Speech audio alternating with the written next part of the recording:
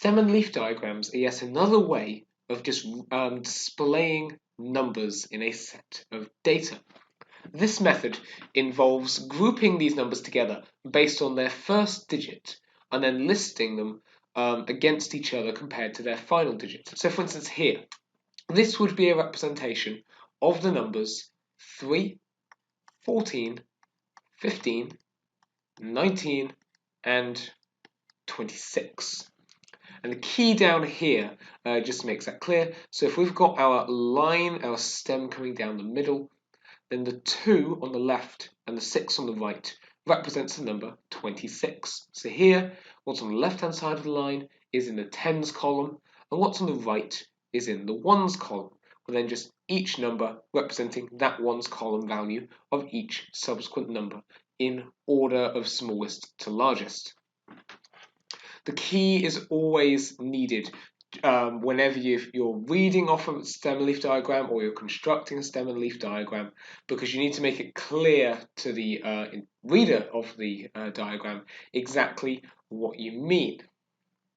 With this in mind then, if we're constructing a diagram of our own, say from just these 7 values here, we've got values just in the ones, or with no tens value essentially, going up to values in the 20s. So yet again, on the left, we're going to set up a 0, a 1, and a 2. Then if we look at the values that are going to go to the right of the 0, all we have are 9s here. And even though it's a repeat number, we are going to list both. So it's going to be a 9 and a 9. Then in the teens, the lowest value is 13, so we'll put a 3 first. Then it's 14, so 4, 15, 5. And then lastly here, we have a 23 and a 24. So we have 3 and a 4 here. And for our key, we'll just pick any number really that we could say this time. 1 in the line, just make that line longer than your 1 to make clear that's what it is. And 5 equaling 15. You really can just pick any number off your stem and leaf to use as your example in your key. But yeah, that is the crux of the stem and leaf diagrams. Getting your numbers, organize them by their first digit, put them in order of smallest to largest, and then plot them on. With that in mind, let's see how you'd get on your own. So on the right here, we just have a collection of 15 numbers. Yes, that is more than we've been working with here, but it's the exact same principles we're going to be using. If you can, probably on a piece of paper of your own, just plot this data onto a stem and leaf diagram.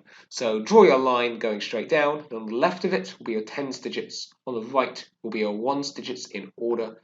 And don't forget your key. Pause the video, have a go at that yourself, and then when you're ready to compare, just press play again.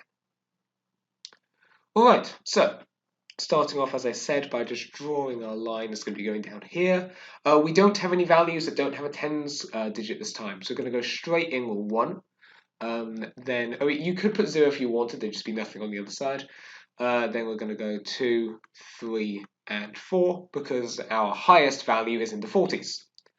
Finding our numbers in the teens first, though, our smallest teens value is the 17. So we'll put a 7 first. Then we have 2 18s. When you're writing them down, when you've written one of the 18s, don't accidentally gloss over the other one then, thinking you've already taken note of it. Acknowledge there are 2 18s.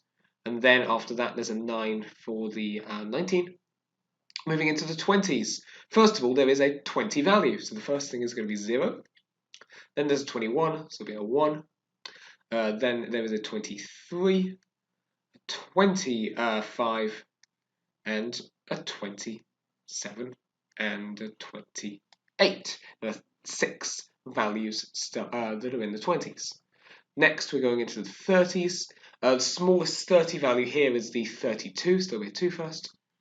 Then a 3, then a 5, and then an 8. And then finally, just moving into the 40s, we have our 42. If you just want to double check that we have got everything, we know there's 15 numbers in total. So that's 4, 5, 6, 7, 8, 9, 10, 11, 12, 13, 14, 15. We have accounted for them all. Great. And yep, just your key below. So for the key, we could say that 3 line 2 represents 32. With that in mind, therefore, if we're all right with this, let's have a look at how this compares to a question from an actual paper. Now, the question that we've got here isn't actually getting you to plot the data this time. It's instead giving you the entire stem and leaf and then asking you to interpret it. So here in part A, it's asking us to work out the median. Now, if we're not entirely familiar, the median is the value that falls directly in the middle if you were to line them all up from smallest to largest. In this case here, because there are 31 tomato plants, the value in the middle is going to be the 16th.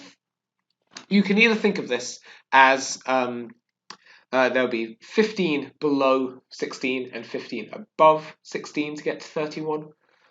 Or, if you want, if this is an odd number here, add 1 to it and then divide by 2. So either way, yeah, your 16th value. So if we find that, so we've got 1, 2, 3, 4, 5, 6, 7, 8, 9, 10, 11, 12, 13, 14, 15, 16. Okay, that's that 2 there. It's in line with the 3, so we're going to say that the median is 32. Now, just to make sure we're covered on the other types of average, you've got median, you've also got mean and mode. Mode is the most common. So the most common here. There isn't actually a modal value per se, hence I haven't asked for it, because the most that things turn up is twice, and there's a few numbers that appear twice. So for the mode, if you had to list it here, that would be 8, 11, 15, 22, 28, 35, 42, 48, 51. That's it. So they would all be the mode value, unless, let's say, there was an additional 1 here. By the fact that there would have been 3 ones now, it would be 51 would be the only number that would appear thrice, so it would be the singular mode. In this case, as I say though, there's too many numbers here that appear twice and no more that it wouldn't be worth asking for the mode.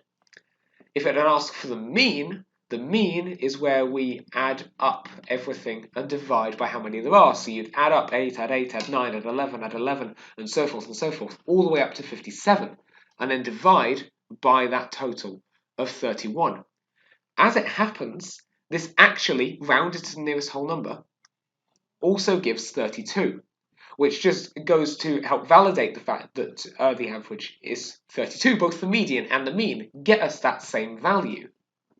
But yeah, in this case, they're most likely to ask you about the median because it's just the easiest to read off. You just find which was the middle number. Mode and mean, more likely to come up in other concepts, other topics, but still good to just mention here.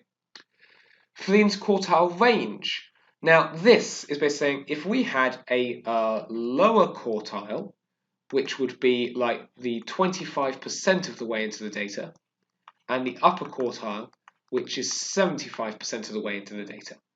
The interquartile range is then the upper quartile minus the lower quartile.